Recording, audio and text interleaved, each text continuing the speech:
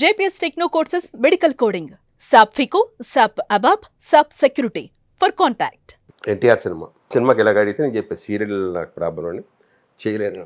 జనతా గ్యారేజా కాదండి, ఇంకో అంత ముందు బాద్షా హిట్ మా కేఎస్ రామారావు గారి సినిమా ఓపెనింగ్ వస్తాను, దమ్ము ఓపెనింగ్ ఉంటాను. చెప్పా ఇన్ని రోజు నేను ఇవ్వలేను. కాదు మీరు ఎప్పుడు ఇస్తే అప్పుడు చేసుకుంటాను. నేను ఆ టీవీ షూటింగ్ వాళ్ళకి చెప్పా ఈ డేట్స్ నాకు కావాలంటే వాళ్ళు సినిమా కదని ఇచ్చారు. పాపం ఆ 10 రోజుల మధ్యలో తుఫాన్ వచ్చేసి 2-3 రోజులు చేయలేకపోయారు. గడ్డం కంటిన్యూడ్ నాకు ఇక్కడ మళ్ళీ ఇదే సడన్గా వాళ్ళు అడిగారు, నేను చేయలేను. 2 నెలలు నా వల్ల అదొక ప్రాబ్లం వచ్చింది. ఆ తర్వాత డిసైడ్ అయిపోయాను ఇంకా సినిమాలు గుద్దు మనకి పిలిచినా వెళ్ళట్లేదు ఇంకా లేదు. హ్యాపీగా సీరియల్ చేసుకుంటూ ఓకే. తర్వాత కరోనా రావడం మళ్ళీ నేను చెన్నైలో ఎక్కడికి సెటిల్ అయిపోయి మా అబ్బాయి వద్దనేసాడు. ఎందుకంటే బాలసుబ్రహ్మణ్యం నేను ఒకే రోజు వేరే హాస్పిటల్లో జాయిన్ అయ్యాం. అతను 11 రోజు ఎప్పుడు పోయాడు, నేను 12 రోజు ఇంటికి వచ్చాను. ఓకే. నా కొడుకు వెంటనే హాస్పిటల్లో ఉండగానే ఫోన్లు, సినిమాల షూటింగ్, టీవీ సీరియల్స్ వద్దంటే వద్దనేసి వాడు ఫోన్ కూడా లాగేసుకుని చేయడు అని చెప్పేసి వాడే చెప్పేసావు. అలాగే ఇంక 3 ఏళ్ళు వెనకబడిపోయారు. అందరూ చెన్నై నుంచి హైదరాబాద్కి వచ్చేసారు, ఇంకా అక్కడే సెటిల్ అయిపోయి మీరు హైదరాబాద్కి వచ్చి హైదరాబాద్ నుంచి చెన్నైకి వచ్చాను. సో భలే విచిత్రంగా ఉంది. అది చెప్తాను, నా లైఫ్ అనేది ఎలాగే ఉంటుంది, విచిత్రంగానే. కానీ ఎక్కువ జర్నీ బాగా చేసింది చిరంజీవి గారితో, దగ్గర అటాచ్మెంట్. అంటే అన్ని సినిమాలు చేశారు ఆయనతో ఆల్మోస్ట్. అంటే మధ్యలో చేయలేదు, కొన్ని చేయలే. ఎందుకంటే కొన్ని సినిమాలు నెంబర్ ఆఫ్ డేట్స్ అడిగేవాడు, 90 రోజులు అడిగేవాడు. 90 రోజులకి రోజు 1000 రూపాయలు లెక్కేసేవాడు, లక్ష అడిగేవాడు. వాళ్ళు ఇవ్వలేదు, నేను చేయలేదు. అలా కూడా ఉన్నాయి కొన్ని. అది చిరంజీవి గారు అడగలేదు, నేను చెప్పలా. డేట్స్ లేవనుకున్నారు, మరి వాళ్ళు ఏం చెప్పారు వాళ్ళు తెలియదు. ఇలా కొన్ని సినిమాలు ఉన్నాయి. అది వాళ్ళు అహంకారం కోవచ్చు, ఇంకోవడం అనుకోవచ్చు. ఆయన ఇప్పుడు అడగల, తను నన్ను అడగలేదు, ఎందుకు చేయలేదు ఏంటంటే ఆయన క్వశ్చన్ వేయలేదు, నేను పట్టించుకోలేదు. అండర్స్టాండింగ్ ఉండి నాకు నచ్చితే నేను చేసేవాడిని. కొన్ని సినిమాలు అలా ఆల్మోస్ట్ అన్ని సినిమాలు చేసుకుంటూ వచ్చాను. అంటే చిరంజీవి గారి ప్రస్తావన వచ్చింది కాబట్టి నేను విన్నాను ఒక గొప్ప యాక్టర్ నోటుతో, ఒకానొక టైంలో అంటే మీరు అహంకారు కావచ్చో లేకపోతే వేరే వాళ్ళ మాటల వల్ల నొప్పించి నేను చేయను నో అని చెప్పడం మీకు చాలా ఈజీ అప్పుల్లో.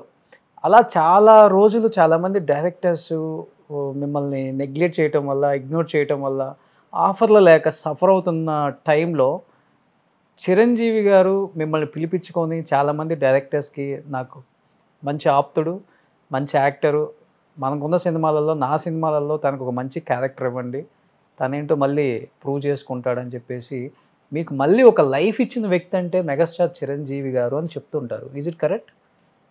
100% ఓకే. అది అవ్వచ్చు, అది కూడా అవ్వచ్చు. కానీ నేను అనుకున్నది ఏంటంటే నేను బాగా చేస్తేనే కదా నాకు వచ్చేది. ఆ క్యారెక్టర్ ఒక లెక్క కాదు, ఆ క్యారెక్టరు నేను సరిపోయాను కాబట్టి. ఇప్పుడు రుద్రమేణి ఉంది, రుద్రమేణిలో ఫస్ట్ ఆ వేషం వేరే ఇంకోళ్ళు అనుకున్నారు. తర్వాత వాళ్ళకి ఒక మళ్ళీ మార్పు వచ్చింది, మరి నాకు వచ్చింది ఆ వేషం. అది నేను బాగా చేయబట్టే కదా నాకు తర్వాత మళ్ళీ సినిమాలు వచ్చింది. నాకు మోహన్ బాబు సినిమాలు అలాగే వచ్చినాయి. ఈయన సినిమాలు ఎక్కువ చేయటం వల్ల కొన్ని సినిమాలు పోయినాయి. ఎందువల్ల? ఎంత దారుణం అంటే చెన్నై నుంచి హైదరాబాద్ వెళ్ళి ఫ్లైట్ దిగి, సార్ మీరు అక్కర్లేదు మీరు బయలుదేరండి అన్న వేరే హీరో చిరంజీవి వల్ల. అంటే చిరంజీవి మనిషిని మరి నేనైతే నష్టపోయాను. అలాగా వచ్చిన రోజులు ఉన్నాయి, అలా పోయిన సినిమాలు ఉన్నాయి. కానీ అటాచ్మెంట్ మా ఇద్దరికి ఎలాగ ఉంది తెలియకుండా. నేను ఒక ఆర్టిస్టు, ఇది ఆయన ఎప్పుడు మమ్మల్ని చిరంజీవి ఎప్పుడు కూడా ఏ దీంట్లో కూడా ఆర్టిస్ట్లా చూడడం, ఒక బ్రదర్ లాగా. నేను అలాగే ఇది నా ఇల్లు అన్నట్టే వెళ్ళిపోయి ఏం కావాలంటే తినేవాడు. నా ఇంట్లో అమ్మ టిఫిన్ ఏముందంటే టేబుల్ మీద తినేసేవాడు. అంత చనువు ఉండేది నాకు అప్పట్లో. ఈ టీ నగర్ ఇంటికి ఇద్దరం కలిసి వాకింగ్కి వెళ్ళేవాళ్ళం. ఎదురెదురు నా ఫ్లాట్. అంటే ఫ్లాట్ కూడా ఎలా వచ్చిందంటే తన పుణ్యమే. ఓ రోజు మా ఆవిడ మా బామ్మరు తీసుకొని ఒక ఫ్లాట్కి డబ్బులు ఇచ్చేసింది అడ్వాన్స్. ఎంత? 30,000. అది 1,80,000 ఆ ఫ్లాట్. ఎక్కడి నుంచి వస్తే డబ్బులు? అసలు సినిమాలు అంతంత మాత్రం మనకు వచ్చిన సరిపోతుండయి, ఎందుకు అనవసరంగా ఇప్పుడు రిస్క్ తీసుకున్నాం అని చెప్పాను. ఏమో కట్టేశాను, ఇవ్వండి, లేదంటే పోతే పోయి ఎంత బాగుంటుంది మీరు ఎంత. ఓ రోజంతా ఆలోచించా. అప్పు చేయంటే నాకు మహా భయం. నేను అప్పు చేసే ముందు ఇది ఎలా తీరుస్తానని ఆలోచించేవాడిని. దాంతో ఒకరోజు వెళ్ళిపోయింది. 30,000 నాకు కొండంత కనిపిస్తుంది. 1,80,000 కాదు 30,000 ఎలా పోతున్నాయి కదా అన్నది నాకు బాగా ఇది అయిపోయింది. ఎలా పోగొట్టేసి అనవసరంగా మాట పోద్ది, ఏం చేయాలి, నేను కట్టలేదు. ఆ రాత్రి నిద్రలో అనుకోకుండా చిరంజీవి గారు ఇచ్చాడు. అప్పుడే మేము 5-6 సినిమాలు అంతకుముందు చేశాను. చిరంజీవితో ఎక్కువ సినిమాలు కూడా చేసి అంతకుముందు మా ఇద్దరు అటాచ్మెంట్ లేకుండా చేశాను. ప్రొడ్యూసర్ తరఫు నుంచే బాపినేడు గారు కానీ ఇంకోటి కానీ ఇలా చేసాం. ఇవి ఏంటి ఈయన కనిపించాడు, ఒకవేళ దేవుడు చూపించాడు, ట్రై చేద్దాం అని వెళ్ళా. ఇంటికి వెళ్ళా. ఏంటి ఇలా వచ్చావు, చుట్టూ మనుషులు ఉన్నారు, కొంచెం పర్సనల్గా మాట్లాడాలి కదా, 10 లక్షల రూపాయలు కావాలి అన్న. నోట్లోంచి మాట కూడా రాలా. 1,00,000 అంటే నాట్ ఏ జోక్, పెద్ద విషయం ఆ రోజుల్లో. 100, 10,000, 100, 1000, 2,000 కదా ఓకే. 1,00,000 రూపాయలు లేదంటే నేను ఏం చేసుకోవాలి, తలకాయ ఎక్కడ పెట్టుకోవాలి. పైగా నేనేంటో తనకి తెలుసో తెలియదు తర్వాత సంగతి. ముందు నేను అడగటం కరెక్ట్ కాదని పక్క అనుకుంటూనే వెళ్ళి 1,00,000 ఆ కారాన్ని ఎదాలి. సరే దానికి ఎందుకు ఇంత ఆలోచిస్తాం, ఓకే అని లోపలికి వెళ్ళి 1,00,000 రూపాయలు కవర్లు తిట్టి నాకు అసలు ఏం అర్థం కాల. 1,00,000 ఇదప్పుడు మన ఇంట్లో చూసాక ఎవరో ఒక వ్యక్తి దగ్గర నుంచి తీసుకోవటం అన్నది. సరే వెళ్ళిపోయి నేరుగా దగ్గరికి వెళ్ళాను. ఓనరు దగ్గర ఇచ్చి ఇదిగయ్యా 1,00,000, మిగతా ఎప్పుడు ఇస్తానో తెలియదు, ఇవ్వకపోవచ్చు, 2 ఏళ్ళు అవ్వచ్చు, 3 ఏళ్ళు అవ్వచ్చు. అతను మాట అన్నాడు, నేను 30,000 ఇచ్చామన్నా.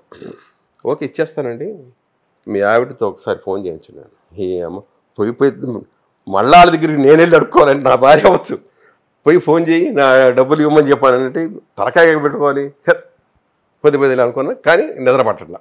అప్పుడు అన్నాడు, లేదు సార్ మీరు గట్టిగా ట్రై చేయట్లా, అతనికి నేను ఎవరో తెలియదు.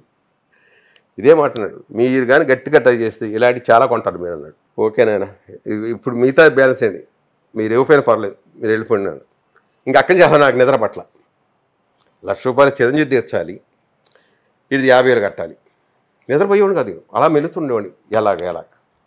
అప్పుడు అనుకున్నా ఓకే మనం ఇన్ని రోజులు సినిమా పోయింది, ఆ డబ్బులు పోయినాయి అనుకుని అలా ఉండిపోయాం, ఇది కాదు యాక్ట్ చేయాలి అని నేరుగా రాఘవేంద్ర గారి దగ్గరికి వెళ్ళాం. ఏంటి సార్ ఇలా వచ్చారు, వేషాలు వేస్తా. అంటే మీరు అడగగానే ఇచ్చేయాలి మేము. సార్ ఇప్పుడు వాయించద్దు, నాకు ఇప్పుడు వేషాలు కావాలి. ఏరా నువ్వు వద్దన్నావు కదా తప్ప మేము కాదనుకోలే, ఇండస్ట్రీలో నీ అంత నువ్వే మేము చెయ్యను అన్నావు, అందుకే వేరే వాడిని ఎత్తుకున్నావు. ఇప్పుడు నువ్వు చేస్తా చెయ్యి. అలా కోదండారెడ్డి దగ్గర పొద్దున వెళ్ళిపోయేవాడు. ఇలా వరుస పెట్టి అందరి దగ్గరికి వెళ్ళిపోయాయి. పాత నా డైరెక్టర్లతో అందరి దగ్గరికి వెళ్ళి నాకు కావాలంటే మీరు నమ్మండి నమ్మకపోండి, వితిన్ 1 monthలో ఆ డబ్బులు మొత్తం తీసి అప్పులు. చిరంజీవి గారికి కూడా ఇచ్చేసారా? 1 monthలో. ఏమన్నారు ఆయన? ఇప్పుడు ఏంటి అవసరమా, నువ్వు ఇస్తావని నేను ఇచ్చానా అన్నాడు. కాదు నాయన ఆయన నిద్ర పట్టట్లేదు, ముందు తీసుకోండి ఈ డబ్బులు. కాదు ఉంచు, నాకు దేనికి ఉపయోగపడుతుంది, నాకు వద్దు. ఇప్పుడు నీ పుణ్యవాడు ఒక ఇల్లు ఒకటి వచ్చింది కదా నాకు, వచ్చాడు. కానీ దాన్ని బట్టి అమ్మనా, స్టీల్ ఇవాళకి అమ్మలా. ఎక్కడ చిరంజీవి గారు ఇంటి ఎదురేనా? ఇంటి ఎదురు, ఆయనకు ఆపోజిట్ చిన్నగా ఉంటుంది సొంత ఒకటి, విజయశాంతి గారి ఇంటి పక్కన. అంతకుముందు విజయశాంతి ఉండేది, దాని ఇంటి పక్కన అనమాట. ఇప్పటికీ ఒకసారి శోభన్ బాబు గారి దగ్గర అన్న, ఇండస్ట్రీ అంతా అమ్మేసుకెళ్ళిపోతుంది, నేను కూడా వెళ్ళిపోతాను. అది ఫస్ట్ నువ్వు కొన్నావు, దాన్ని మటుకు నువ్వు అమ్మబాకు, నీ కొడుకు ఉపయోగపడద్దు అన్నాడు. నిజంగా అలాగే మళ్ళీ తిరిగి నేను చెన్నైకి వచ్చాను. ఆ ఇల్లు ఉండబట్టే నా కొడుకు మళ్ళీ ఇక్కడికి వచ్చి వాడు మళ్ళీ ట్రై చేసుకొని ఆడి ఫ్రెండ్స్తో డెవలప్ అయ్యి సమయం వచ్చింది కాబట్టి చెప్తున్నాను. ఆ రోజుల్లో మీకు 1,00,000 ఇచ్చారని చెప్పారు చిరంజీవి గారు. నేను ఆ టైంలో ఉన్న ఆర్టిస్టులు అందరూ చెప్పారు 50,000, 1,00,000, 50,000, 1,00,000. ఆ రోజుల్లో ఆయన అవసరం ఉందంటే చాలు, ఏం అవసరం అడగకుండా డబ్బు చేతిలో పెట్టే ఏకైక హీరో ఎవరైనా ఉన్నారంటే ఇండస్ట్రీలో అది కేవలం చిరంజీవి గారే అని చెప్పారు. అండ్ నేను చేసిన ఇంటర్వ్యూస్లో అయితే ఎంతోమంది ఆర్టిస్టులు ఇబ్బంది పడుతుంటే వాళ్ళు ఇబ్బంది ఎందుకు పడాలి, నేనున్నాను రోషన్, మనం చేద్దామని చెప్పేసి ఆయన వాళ్ళకి అమౌంట్ కూడా పెద్ద మొత్తంలో, పొన్నమ్మలం గారికి దాదాపు 60 లక్షలు ఏమైతే ఆపరేషన్ చేయించారు అపోలో హాస్పిటల్స్లో, చెన్నైలో కానీ, పాకీజా గారికి కానీ, దేవరాజు గారికి కానీ, ఇలా ఎంతమందికి లెక్క లేకుండా చెక్కులు ఇచ్చేయటంలో అసలుకి మనం ఏంటి ఫ్యామిలీ ఏమనుకుంటారు, లేకపోతే ఈ కానీ ఇంత మంచితనం అనేది ఆయనకి ఫస్ట్ నుంచి ఉందనేది ఈ తరానికి తెలియదు. లేదండి, అంటే ఆ మధ్య ఎవరో పేపర్లు కూడా రాశారు హెల్పింగ్ నేచర్ లేదు అది అని, అంటే నాకు భలే బాధేసింది.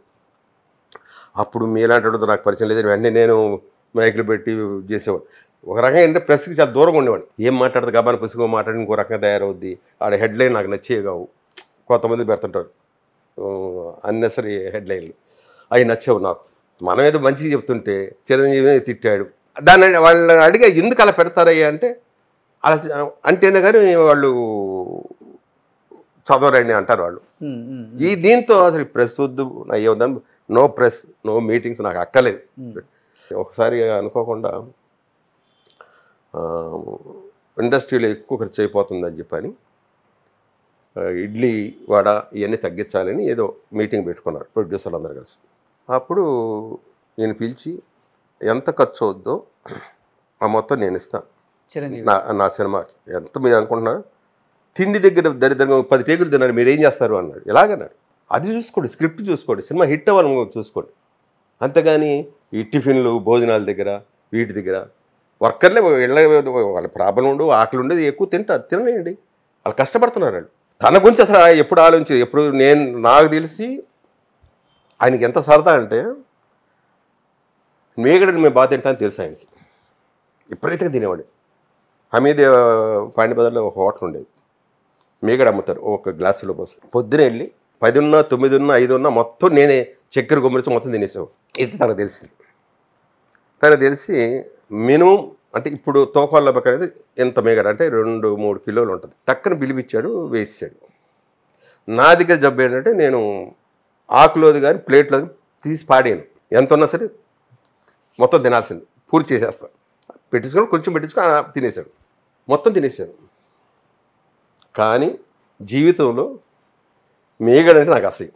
నీ పుణ్యం అంటే మేగడ పోయింది కదా జబ్బు అంటే ఆ పోవాలని నీకు చేసిన పని చాలా డేంజర్. అది నువ్వు ఎందుకు అలా అలవాటు పడ్డాను ఏమో తెలియదు, నాకు బాగుందని అందుకని నేను తినేవాడిని. 3 రోజులు అన్న తినలా, అయ్యే తేపులు మేగడ, గట్టి మేగడ.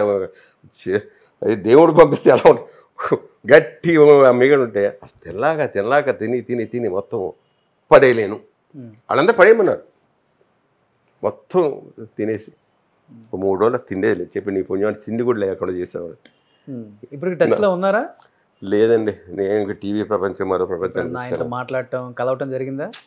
అనుకోకుండా గోల్డెన్ డేస్ కదా అవన్నీ. అయ్యే చెప్తున్నాం కదా, అవన్నీ గోల్డెన్ డేస్. ఆయన బిజీ. ఇప్పుడు నాకు ఇంకో జబ్బు ఏంటంటే ఫస్ట్ నుంచి కూడా వాళ్ళు బిజీగా ఉంటున్నారు, మనం వెళ్ళి అనేక రకాలు వాళ్ళ ప్రోగ్రామ్స్ అవి ఫిక్స్ అయి ఉంటాయి, మనం ఎందుకు డిస్టర్బ్ చేయటం అని నేను వద్దనుకునే. రామారావు గారితో ఆయన పాపం షూటింగ్ రండి బ్రదర్ రండి సరదాగా కలుద్దాం, నాగేశ్వర గారు అందరితో ఆ షూటింగ్ ఉన్నంతసేపు చాలా చనువుకుంటాం. షూటింగ్ అయిపోయిందా నమస్కారం అంతే, వాళ్ళ గుమ్మాలది కూడా తక్కువ. పద్మ విభూషణ్ వచ్చింది మీ ఫ్రెండ్కి, తర్వాత కూడా కాల్ చేయలేదా? అసలు లేదు, చెప్తున్నా కదా, నాకు మళ్ళీ ఇంకా తర్వాత ఉండదు. కాకపోతే ఏంటంటే లోపల ఉంటుంది. ఇంకొక హైలైట్ చెప్తాను, చిరంజీవితో ఎక్కువ నేను సినిమాలు చేశాను కదా, తర్వాత మానేశాను. చిరంజీవితో డైలీ నేను కల్లో షూటింగ్ చేస్తూనే ఉండేవాడిని. ఓకే, ఇద్దరం యాక్ట్ చేస్తున్నాం. చాలా సంవత్సరాలు అయిపోయింది. ఒకరోజు అనుకోకుండా అనుకున్నాం, ప్రతి కల్లో కూడా ఆయన హీరో, నేను చిన్న క్యారెక్టర్ వేస్తున్నాను. నేను పెద్ద క్యారెక్టర్ హీరో ఇస్తాను, చిన్న క్యారెక్టర్ వేయచ్చు కదా, ఆయన రావచ్చు కదా నా కల్లో. ప్రమాణ పూర్తికి ఇలాగే అనుకున్నా. ఓకే అని ఏమో మనము దరిద్రపాలు వచ్చినా అనుకుని మళ్ళీ ఓకే ఆయన ఎప్పుడు హీరోలాగా ఉండాలి, ఓకే మనం పర్వాలేదు అనుకోండి. కానీ ఆ రోజు మనకు లేదు, నాకు కల్లో రాలి. ఫోన్లే కల్లో అయినా మీ ఫ్రెండ్ని చూసుకుంటున్నారు 100%. ఎప్పుడన్నా మనసు కొంచెం ఇదిగా ఉందంటే వచ్చేస్తాడు, ఇద్దరు మాట్లాడుకుంటాం, కబుర్లు చెప్పుకుంటాం. అది ఏదో తెలియదు బంధం. బట్ ఆయన అంటే ఇండస్ట్రీలో ఉన్నారు కాబట్టి చేసింది 10 మందికి తెలుస్తుంది, కానీ సురేఖమ్మ అంతకు 10ఇంతలు చేస్తారంట బాగా. మందికి తెలుసు. ప్రతి ఒక్కరికి తిండి తిన్న తర్వాత పంపించేది బయటికి, ఏం కావాలని ఆవిడ ముందు తినండి పోయి ఇలాగనేసి హ్యాట్సాప్ అండి. అందుకే వాళ్ళంత గొప్ప వాళ్ళు.